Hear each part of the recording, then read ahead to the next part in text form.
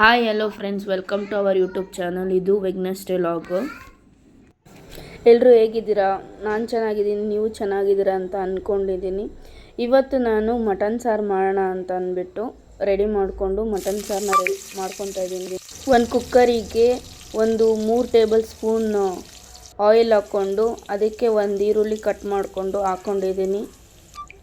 ಅದಾದಮೇಲೆ ಅದು ಚೆನ್ನಾಗಿ ಹುರಿದಾದ್ಮೇಲೆ ಅದೊಂದು ಸ್ವಲ್ಪ ಕೆಂಪು ಬಣ್ಣ ಬಂದಮೇಲೆ ಮಟನ್ ಪೀಸಸ್ನ ಆ್ಯಡ್ ಮಾಡ್ತಾಯಿದ್ದೀನಿ. ಇದೊಂದು ಸ್ವಲ್ಪ ಎಣ್ಣೆಯಲ್ಲಿ ಚೆನ್ನಾಗಿ ಹುರಿಯೋದ್ರಿಂದ ಅದ್ರದ್ದು ಸ್ಮೆಲ್ ಇರುತ್ತಲ್ಲ ಅದು ಹೋಗುತ್ತೆ. ಅದಕ್ಕೋಸ್ಕರ ಚೆನ್ನಾಗಿ ಹುರ್ಕೋತೀನಿ.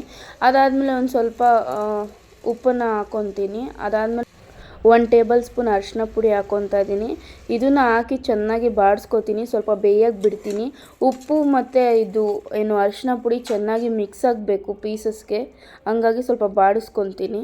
ಸ್ವಲ್ಪ ಲಿಡ್ನ ಮುಚ್ಚಿ ಬೇಯಕ್ಕೆ ಬಿಡ್ತೀನಿ. ಅದೊಂದು ಸ್ವಲ್ಪ ನೀಟಾಗಿ ಬೆಂದರೆ ಚೆನ್ನಾಗಿರುತ್ತೆ. ಅದಕ್ಕೋಸ್ಕರ ಇವಾಗ ಒಗ್ಗರಣೆಗೆ ಈರುಳ್ಳಿಯನ್ನು ಕಟ್ ಮಾಡ್ಕೊತಾ ಇದ್ದೀನಿ.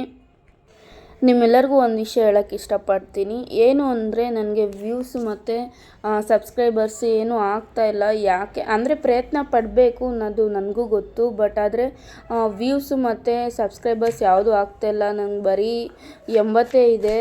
ಅದಕ್ಕೋಸ್ಕರ ಸ್ವಲ್ಪ ಬೇಜಾರಾಗುತ್ತೆ. ವ್ಯೂಸ್ ಬರಲಿಲ್ಲ ಅಂದರೆ ವೀಡಿಯೋಸ್ ಮಾಡೋಕ್ಕೂ ಇಂಟ್ರೆಸ್ಟ್ ಆಗೋಲ್ಲ.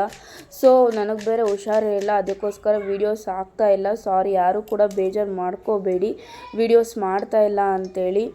ಇವಾಗ ಒಂದು ಬಾಣಲಿ ಇಟ್ಕೊಂಡಿದ್ದೀನಿ. ಅದಕ್ಕೆ 1-2 ಟೇಬಲ್ ಸ್ಪೂನು ಎಣ್ಣೆ ಹಾಕ್ಕೊಂಡಿದ್ದೀನಿ. ಅದಕ್ಕೆ 1-2 ಚಕ್ಕೆ ಹಾಕ್ಕೊಂಡಿದ್ದೀನಿ. ಅದಾದಮೇಲೆ ಒಂದು ಈರುಳ್ಳಿ ಕಟ್ ಮಾಡಿಕೊಂಡಿದ್ನಲ್ವ, ಒಂದು ಈರುಳ್ಳಿ ಆ್ಯಡ್ ಮಾಡ್ತಾಯಿದ್ದೀನಿ. ಒಂದು ಸ್ವಲ್ಪ ಬೆಳ್ಳುಳ್ಳಿ ಆ್ಯಡ್ ಮಾಡ್ತಾಯಿದ್ದೀನಿ. ಅದಾದಮೇಲೆ ಒಂದು ಸ್ವಲ್ಪ ಶುಂಠಿ, ಒಂದೊಂದು ಸ್ವಲ್ಪ ಅಂದರೆ ನಿಮಗೆ ಗೊತ್ತಾಗಲಿಲ್ಲ ಅಂದರೆ 1 ಇಂಚು ಶುಂಠಿ ಮತ್ತು 1 ಗೆಡ್ಡೆ ಬೆಳ್ಳುಳ್ಳಿ ಹಾಕ್ಕೊಂಡಿದ್ದೀನಿ ಅಷ್ಟೇ. ನಾನು ಚಿಕನ್ ಸಾಂಬಾರುಗಳೆಲ್ಲ ಹೇಗೆ ಮಾಡ್ತೀನೋ ಮಟನ್ ಸಾಂಬಾರು ಕೂಡ ಹಂಗೆ ಮಾಡೋದು, ಸೇಮ್ ಅಷ್ಟೇ. ಒಗ್ಗರಣೆ ಕಟ್ಕೊಂಡು ಮಾಡ್ತೀನಿ. ಇವಾಗ ಹಸಿಮೆಣ್ಸಿನ್ಕಾಯಿ ಹಾಕ್ಕೋತಾ ಇದ್ದೀನಿ. ಅದಾದಮೇಲೆ ಒಂದು 4 ಒಣಮೆಣ್ಸಿನ್ಕಾಯಿ ಹಾಕ್ಕೋತೀನಿ. ಅದಾದಮೇಲೆ ಚೆನ್ನಾಗಿ ಹುರ್ಕೊತೀನಿ. ನೀವು ಅನ್ಕೋಬೋದು ಸೇಮ್ ರೆಸಿಪೀಸೇ ತೋರಿಸ್ತಾರೆ ಅಂತ ಅಂದ್ಬಿಟ್ಟು. ಸೇಮ್ ನಾನು ಇದೇ ಥರನೇ ಮಾಡೋದು. ಮಟನ್ ಸಾಂಬಾರು, ಚಿಕನ್ ಸಾಂಬಾರೆಲ್ಲ ಆಲ್ಮೋಸ್ಟ್ ಅಲ್ಲಿ ಹಿಂಗೆ ಮಾಡೋದು. ನಿಮಗೆ ತೋರಿಸ್ಬೇಕು ಅಂತಲೇ ನಾನು ರೆಸಿಪಿಗಳನ್ನ ಚೇಂಜ್ ಮಾಡ್ಕೋಬೇಕು. ನಾನು ಯೂಟ್ಯೂಬ್ ವೀಡಿಯೋಗಳನ್ನ ನೋಡ್ತಾ ಇದ್ದೀನಿ. ಇನ್ಮೇಲೆ ಚೇಂಜ್ ಮಾಡಿಕೊಂಡು ಬೇರೆ ಬೇರೆ ಥರ ರೆಸಿಪೀಸ್ ಮಾಡೋಕ್ಕೆ ಟ್ರೈ ಮಾಡ್ತೀನಿ. ನಿಮ್ಮ ಸಪೋರ್ಟ್ ಇರಬೇಕಷ್ಟೇ. ನನಗೂ ವ್ಯೂಸು ಸಬ್ಸ್ಕ್ರೈಬರ್ಸ್ ಆದರೆ ಒಳ್ಳೊಳ್ಳೆ ವೀಡಿಯೋಸ್ನ ಮಾಡೋಕ್ಕೆ ನನಗೂ ಮೋಟಿವೇಶನ್ ಆಗುತ್ತೆ. ಹಂಗಾಗಿ ಪ್ಲೀಸ್ ನನಗೆ ಸಬ್ಸ್ಕ್ರೈಬ್ ಮಾಡ್ಕೊಳ್ಳಿ. ನನ್ನ ವೀಡಿಯೋಸ್ಗೂ ಲೈಕ್ ಮಾಡಿ, ಪ್ಲೀಸ್ ಸಬ್ಸ್ಕ್ರೈಬ್ ಮಾಡ್ಕೊಳ್ಳಿ ಅಂತ ಕೇಳ್ಕೊತೀನಿ ಅಷ್ಟೇ. ಅದಾದಮೇಲೆ ಮಾತಾಡ್ತಾ ನಾನು ಟೊಮೊಟೊ ಹಾಕಿದ್ದೆ ಹೇಳಲಿಲ್ಲ. ನಾನು 1 ಟೊಮೊಟೊ ಕಟ್ ಮಾಡಿಕೊಂಡು ಹಾಕ್ಕೊತಾ ಇದ್ದೀನಿ. ಹಾಕ್ಕೊಂಡಾದ್ಮೇಲೆ ಇವಾಗ ಅದೆಲ್ಲ ಚೆನ್ನಾಗಿ ಬಾಡಿಸ್ಕೊಂಡಾದ್ಮೇಲೆ ಒಂದು ಸ್ವಲ್ಪ ಕಡಲೆನ ಆ್ಯಡ್ ಮಾಡ್ತಾಯಿದ್ದೀನಿ. ಕಡಲೆ ಆ್ಯಡ್ ಮಾಡೋದ್ರಿಂದ ಅದು ಒಂದು ಸ್ವಲ್ಪ ಸಾಂಬಾರು ಅಂದರೆ ಗಟ್ಟಿಯಾಗಿ ಬರುತ್ತೆ ಸಾಂಬಾರು. ಸೊ ಅದಕ್ಕೋಸ್ಕರ ಇವಾಗ ಮಿಕ್ಸಿ ಜಾರ್ ತೊಗೊಂಡಿದ್ದೀನಿ. ಮಿಕ್ಸಿ ಜಾರಿಗೆ ಕೊತ್ತಂಬರಿ, ಪುದೀನ, ಹುರಿದಿಟ್ಕೊಂಡಿರೋ ಮಸಾಲೆ ಆ್ಯಡ್ ಮಾಡ್ತಾಯಿದ್ದೀನಿ. ಇದು ಮಿಕ್ಸಿಯಲ್ಲಿ ರುಬ್ಬಾದ್ಮೇಲೆ ನಾನು ಸಾಂಬಾರಿಗೆ ಆ್ಯಡ್ ಮಾಡ್ತೀನಿ. ಆ್ಯಡ್ ಮಾಡಿ ಒಂದು ಸ್ವಲ್ಪ ಬೇಯಕ್ಕೆ ಬಿಡ್ತೀನಿ, ಅಂದರೆ ಮಟನ್ಗೆ ಮಸಾಲೆ ಇಟ್ಕೋಬೇಕಂತ ಅಂದ್ಬಿಟ್ಟು.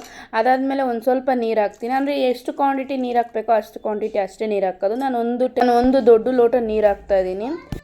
ಆ್ಯಕ್ಚುಲಿ ನಾನು ಸ್ಪೈಸಸ್ ಮರ್ತೋಗಿದ್ದೀನಿ. ಅಂದರೆ ಮನೇಲೇ ಮಾಡಿರೋಂತಹ ಖಾರ ಪುಡಿ ಅದನ್ನು ಹಾಕೋದು ಮರ್ತಿದ್ದೀನಿ. ಈಗ ನಾನು ಅದನ್ನು ಆ್ಯಡ್ ಮಾಡ್ತಾಯಿದ್ದೀನಿ. 2 ಟೇಬಲ್ ಸ್ಪೂನು ಖಾರ ಪುಡಿ, 1 ಟೇಬಲ್ ಸ್ಪೂನು ಧನಿಯಾ ಪುಡಿ.